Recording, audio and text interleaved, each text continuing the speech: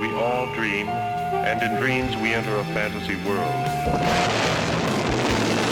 It's one small step for man, one giant leap for man. Welcome to iCuckoo. Welcome to iCuckoo. Mountain streams, American dreams, a luxury cruise on the sea.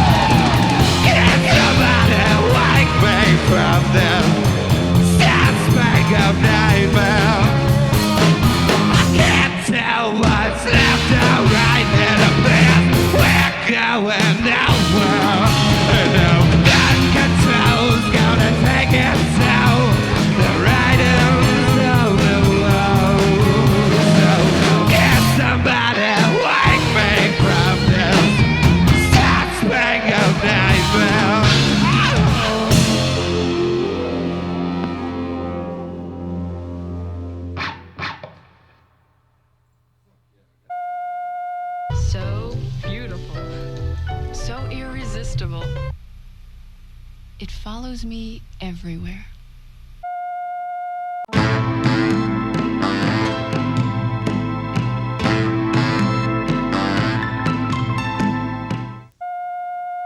Hey everybody, welcome to episode 2 of iCuckoo. I'm Kenneth. I'm Cole. I'm Dave. Eric. And we are the Cuckoos. It's good to be back. We hope everybody's been safe and sound during this whole quarantine thing that's happening all over the world. It's been a pretty weird last week for us. How's everybody been? Been good. Been staying at home. Staying home, which isn't the most important thing. Staying home. Everybody stay. Hopefully everybody will get some MAGA bucks pretty soon. We can all, when this thing's over, go to Chuck E. Cheese's with our MAGA bucks and have a good old time, if that happens. I'll be there, Kenneth. I'll go to Chuck E. Cheese with you. Totally. Or Dave and Buster's, at least. It's my place. It is Dave's place. Oh, yeah. Gotta talk about Tiger King. It's not every day that a zookeeper went to prison for murder for hire. My name's Joe Exotic, and this is Sarge. He was like a mythical character living out in the middle of bumfuck Oklahoma who owned 1,200 tigers and lions and bears and shit. Come here, love me. Matt spoken, good looking, love to party and have fun. I saw Tiger, now I understand. Everybody's been talking about Tiger King. It's the craziest show on Netflix right now. It's about big cats, kind of, but it's just a whole damn dramatic whirlwind of crazy twists and turns. So go watch Tiger King. All right, on to music news.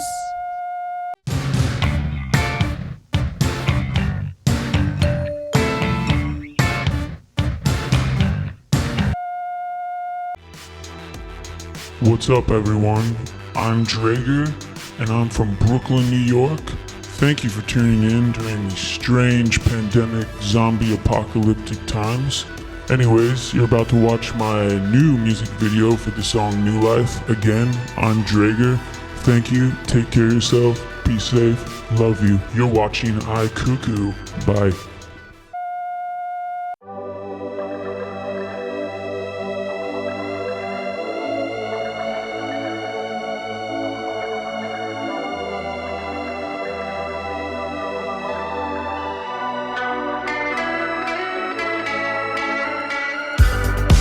Drown my liver looking for you, sitting pretty, holding the fuse of the bomb you dropped out of nowhere.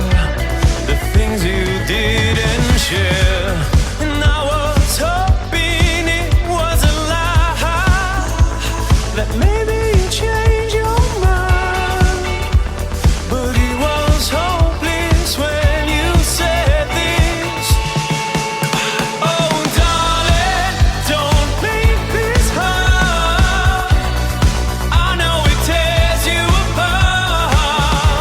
But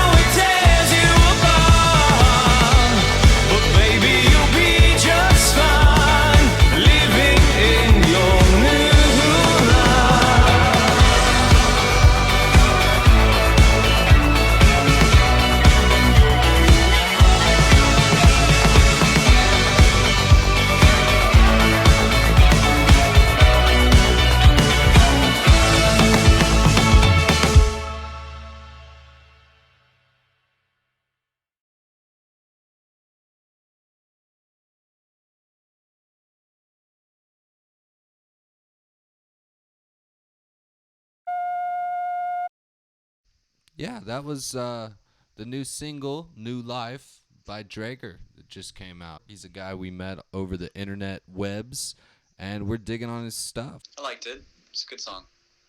Reminded me of Jay Callahan. Kieran J. J. Callahan.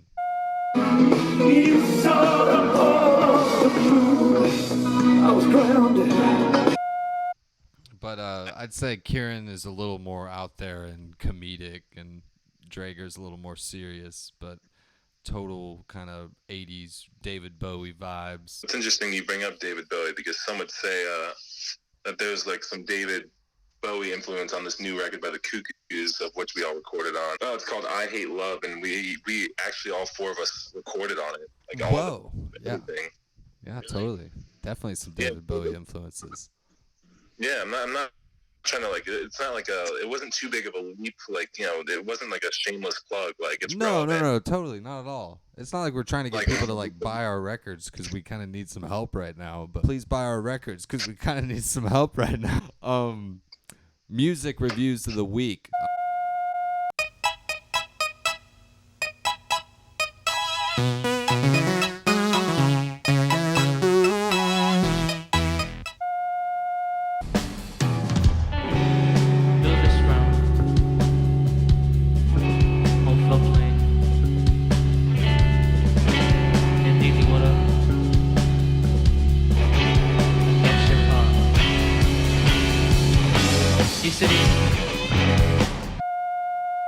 So, Black Midi. I guess let's start by Eric, you talking about Black Midi a little bit and why you love him so much.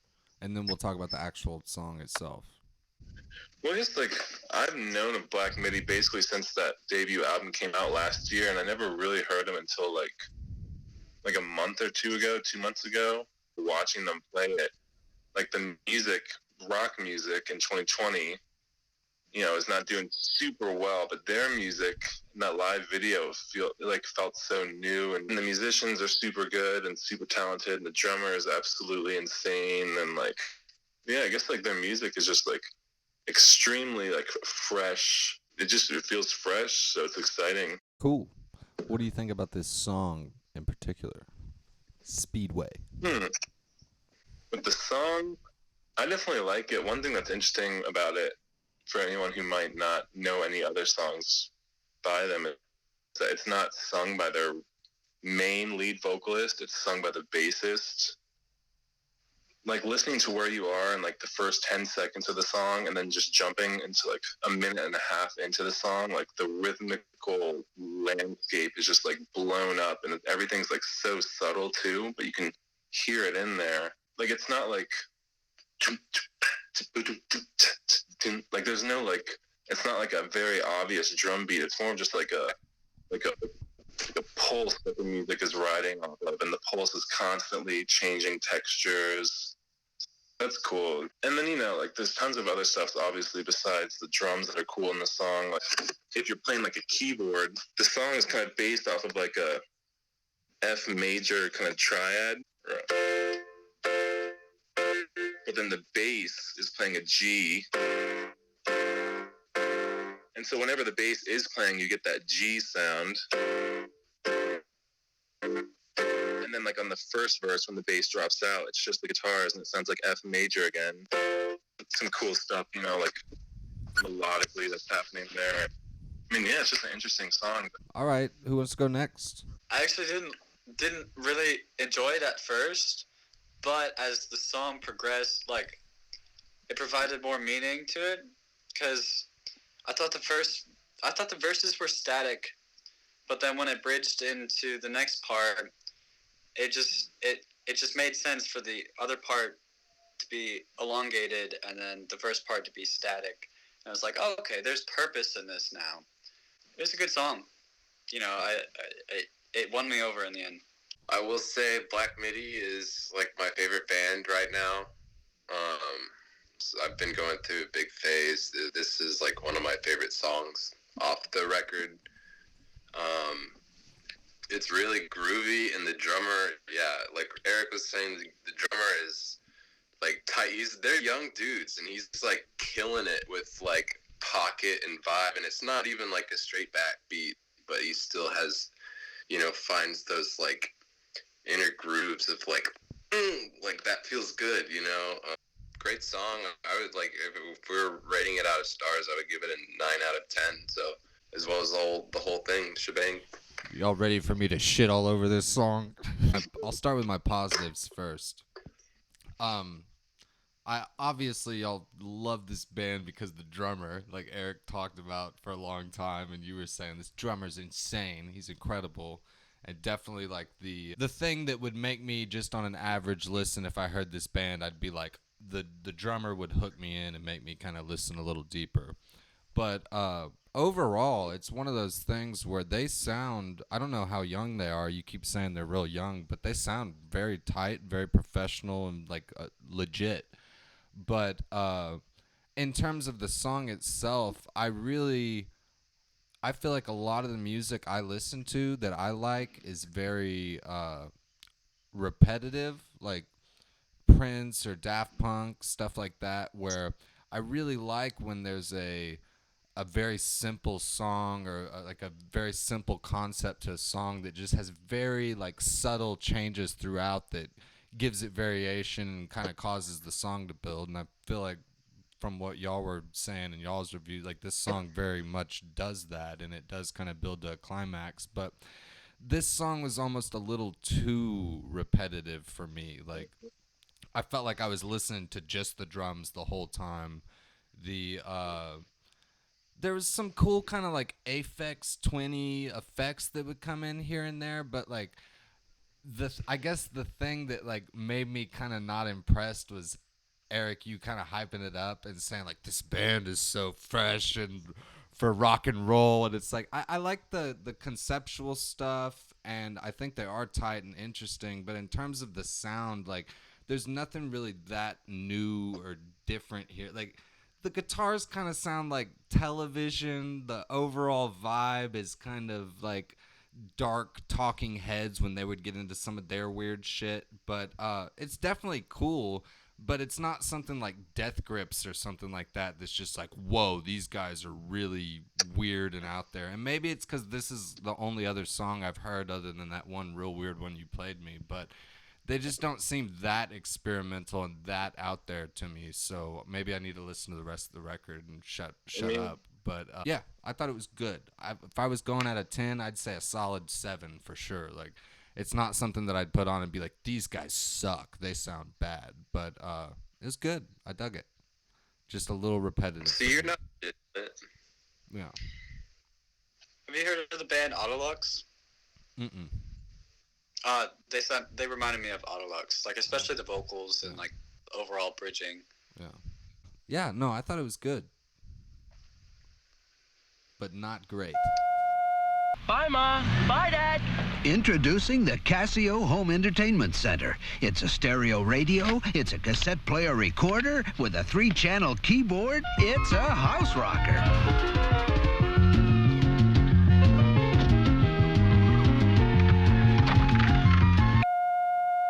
Look at this. Hey, come on, man. What? Cool things happen when you start the day with Special just for... Guess not. Hey, you. Yeah, you, silly. Are you tired of wearing your boring old t-shirts or no shirt at all? Well, go to the Cuckoo's official merch page at www.thecuckoosAustin.com for all of your stylish cuckoo needs. We've got an exclusive pearly white vinyl edition of our new record, I Hate Love, along with other records, CDs, and t-shirts for every season. Spring, winter, fall, and summer. Go to www.thecuckoosAustin.com and get your official Cuckoos merch today.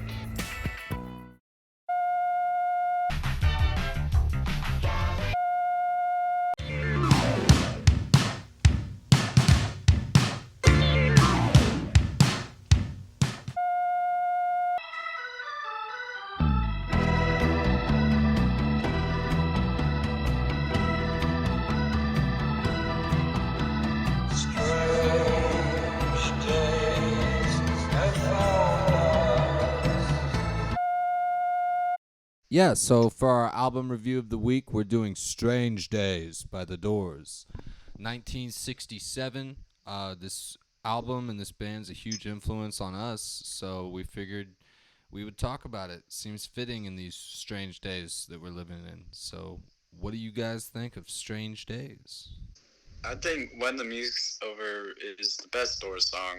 It's the one that got me into the band. Definitely.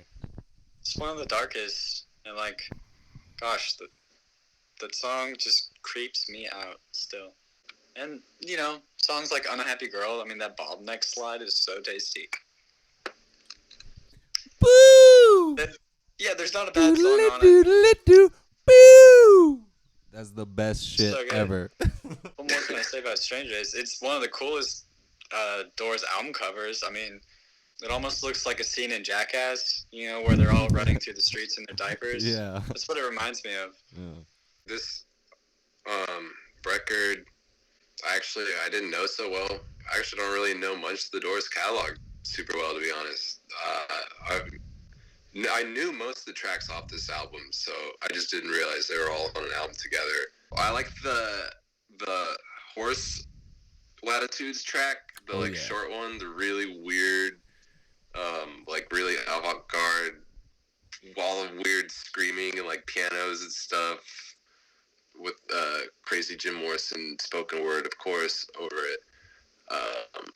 And then also that one, it goes right into Moonlight Drive, and I think that was one of my actually favorite songs off the record. It reminds me of All Blues, Miles Davis.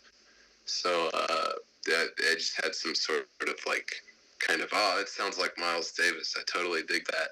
They have a really great chemistry on that record. I would say more so than their debut, which I think, like, compared to their debut record, I like the songs themselves off of the debut more than Strange Days. But, like, they have, like, a way tighter chemistry on Strange Days. And, like, the band is more gripping on that record. Great album. Totally.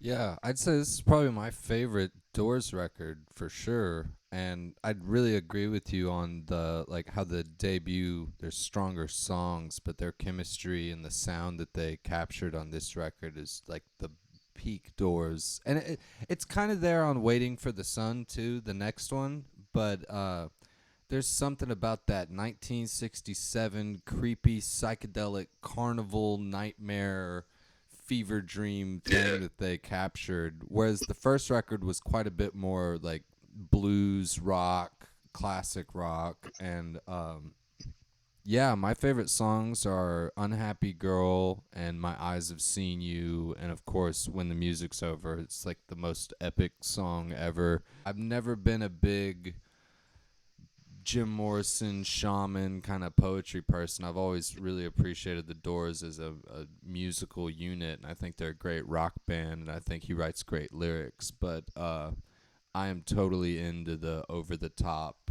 crazy Horse Latitudes poetry. That's a unique thing. People weren't doing that in 1967 in a boy band rock and roll kind of thing. So those guys were just pretty cool. Like, they did the whole drug thing. They tried to bring some Greek mythology in it. You know, it's not that deep. It's kind of like pretentious or whatever, but like it's just like pop rock music, and they were doing cool, interesting things with that. And it's like, why not throw a little Greek tragedy into some pop rock music? Like, nobody's done it before. So I've never been about the whole mysticism, and I think they're just a tight band. You've got four dudes that are just right on the same wavelength at a very interesting time in history, doing unique and catchy stuff at the same time. So this record has been like top 3 of mine forever.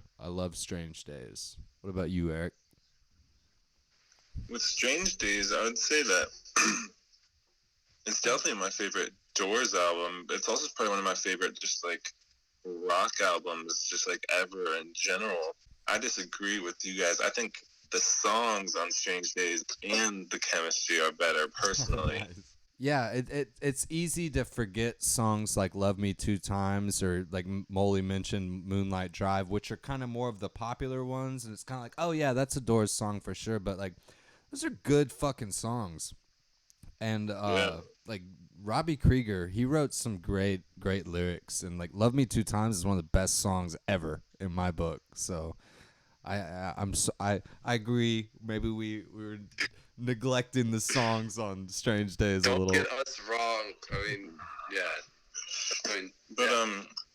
yeah, I mean, there's so many cool things about all the songs on this album. Like, me and you have talked about kind of an Unhappy Girl. Like, it's super cool how that fly guitar sounds like a voice. And somebody who might not know as much about music might think that's a voice just going, woo!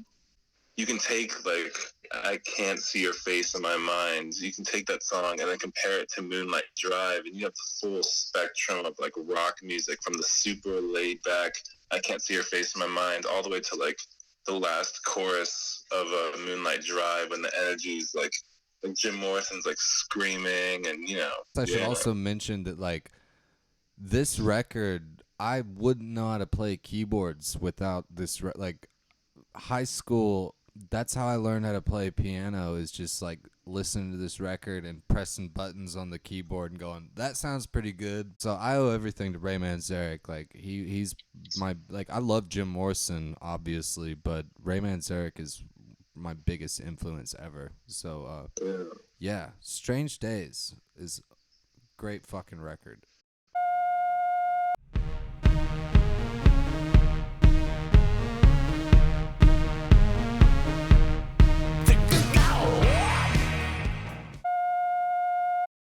So this week we've got our first featured guests on the show. We did Drager from earlier. Make sure to go follow him.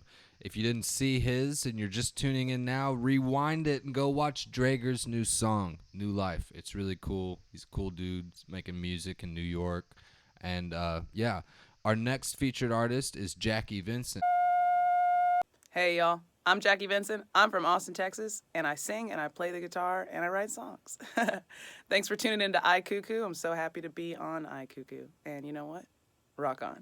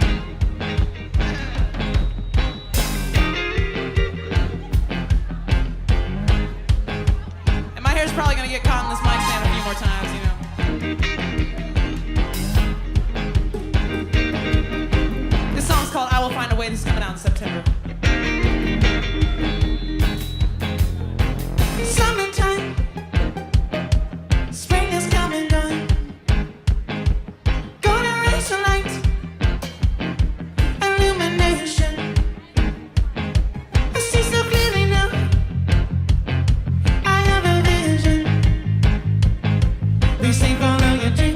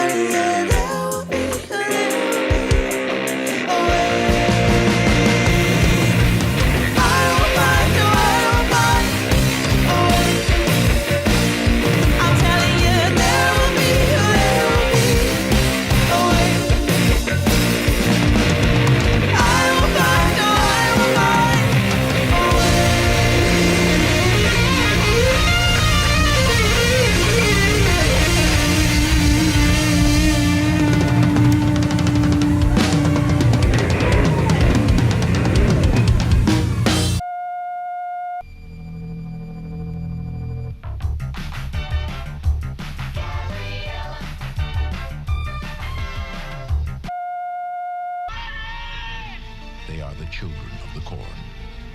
They live in a world where adults are not allowed. Stephen King's Children of the Corn, rated R.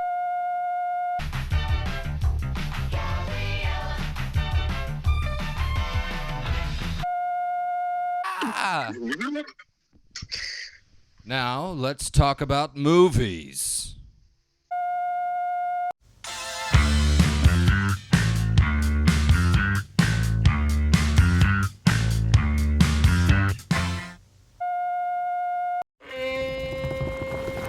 I told you that I want to go to that festival in Sweden. No, you said it would be cool to go. Yeah, and then I got the opportunity and I decided Look, to I do don't it. mind you going. I just wish you would have told me. That's all.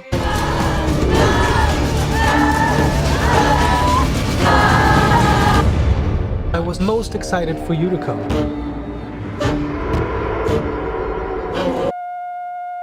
All right, everybody. Our movie review this week. Our movie review this week is for the movie by director Ari Aster, who directed Hereditary. We're reviewing Midsommar, or as us Texans like to say, Midsummer. But I guess we should kind of basically explain the plot a little bit. The movie's really about this girl who has a traumatic experience through some loss in the family, and she's very dependent on her boyfriend, and he's not a very good boyfriend.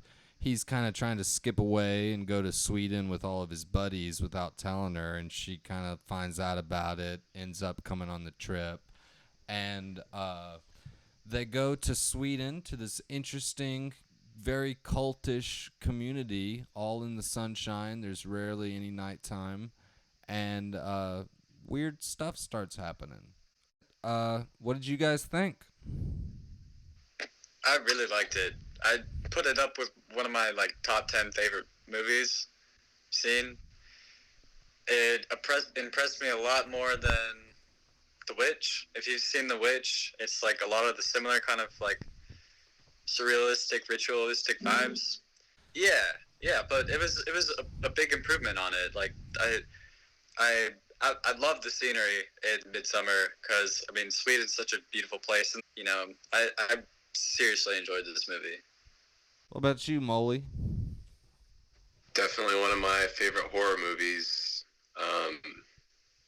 I like how it's like most horror movies you watch are really dark, and they have this creepy. This one definitely has a creepy vibe for sure, but not in the stereotypical horror movie way. It's in deep sunlight the whole time. Everything, you can see everything perfectly, and they place different things in the movie to foreshadow beautiful scenery in that movie, like Dave was saying. Lots of great cinematic shots. It's very artistic in the way they actually shot the movie. But yeah, it's definitely a great movie. If you haven't seen it, watch it. One of my favorite horror movies in the last decade, for sure. I definitely enjoyed it. I've seen it a couple times at this point, and it's it definitely feels like it's an individual thing. Especially with horror movies nowadays, there are so many copycats. It almost blows my mind sometimes how heavily horror movies draw off of other horror movies in this day and age. But Midsommar definitely feels like its own thing to me, and just the whole journey of it and the way it's presented and the music. I think I really enjoyed the music in this movie.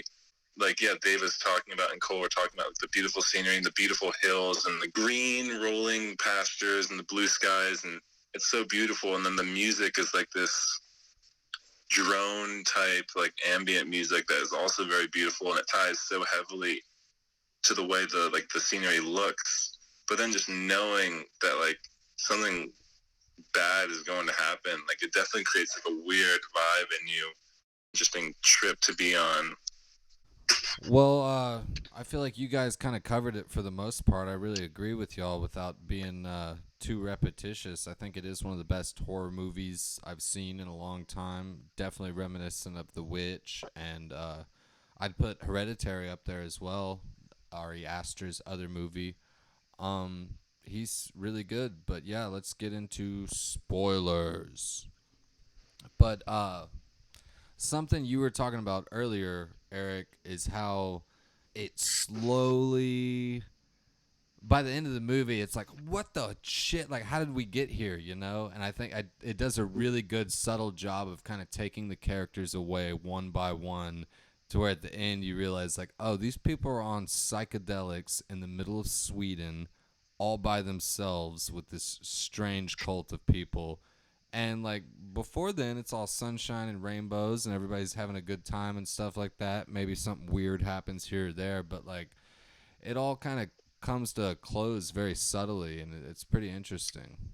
I mean, the movie's very much about toxic relationships and what it means to be family and what it means to have people that care about you, and it's really takes it to some weird places with all of the moments in the movie where someone is in pain in the community and all of the other people in the community share that pain with them by just, like, if someone breaks a leg and is screaming, everyone starts screaming along with them. If someone's hurt and upset and moaning, they moan right in sync with them.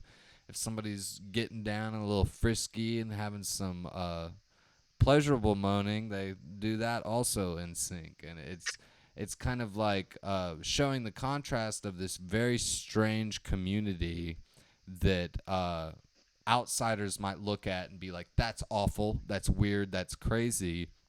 But in their own community, they're very happy and they're very supportive of each other, and they've kind of got their own good little thing going on, even though to us it looks like absolutely insane.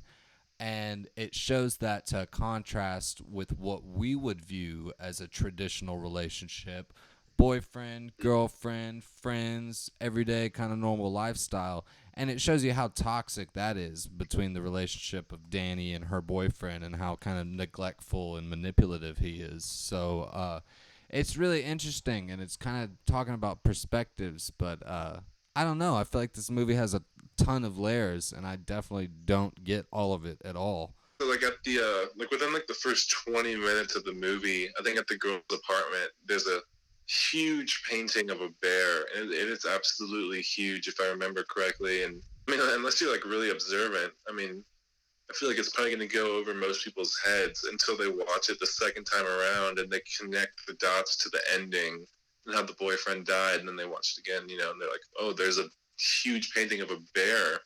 And like where they're sleeping, the room that they're in and stuff, where they're all sleeping, there's tons of weird paintings and stuff on the wall that totally show different scenes throughout the movie. I like how the weirder things keep happening, and it keeps getting weirder and weirder until, like you said, you're like, how the hell did we get here? It like escalates next time, like she has a bad trip and she wakes up and and it gets through the suicide scenes, and like, you know, it just keeps escalating until you're just like, oh my God, things really got out of hand here. Like butterfly lungs. Yeah, that was weird. They have incest in the movie, right? Yes. And the incest is the writer of the scripture. And so when this dude impregnates this girl, wouldn't that offset the inbreeding? Well, I mean, I don't think the that offspring wasn't supposed, like, they weren't trying to, that girl that he had sex with at the end, it wasn't like, oh, he's gonna be the next oracle or whatever. No, but the girl was his girlfriend. She's the May Queen. Yeah. Yeah, that's different than the whole, that's just separate shit. On top of their whole May Queen weird sex ceremonies and stuff, just separately, they do inbreeding to breed oracles. Like that one guy.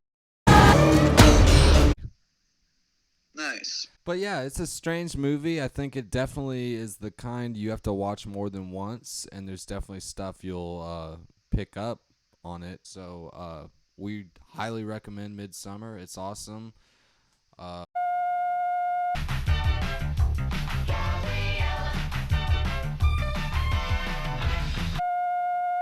Thank you, everybody, for tuning in to episode 2 of iCuckoo. It's been a pleasure. We'll see you next week. We hope everybody stays safe out there.